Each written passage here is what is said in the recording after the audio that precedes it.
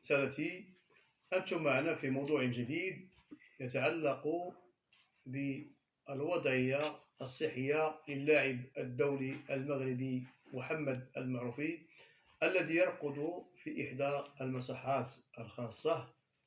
محمد المعروفي اللاعب الذي صال وجال في ملاعب الرياضية المغربية والأوروبية والعالمية، لعب بالرجاء الجديدة ونيم الفرنسي، ودرب عدة أندية مغربية.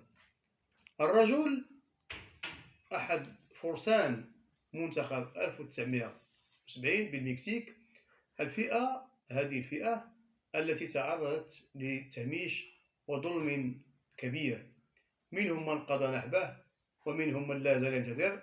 هؤلاء هم أول منتخب قهر الألمان رغم الهزيمة، وأول من مثل العرب وإفريقيا عالميا.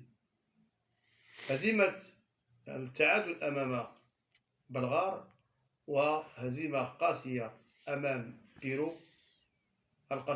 الهزيمة يمكن تفسيرها بالفوضى العارمة هناك بعد انتشار خبر الزلزال الذي ضرب البيرو، الشيء الذي أضاع لاعبين المنتخب تركيزهم الكبير. إذن المعروفي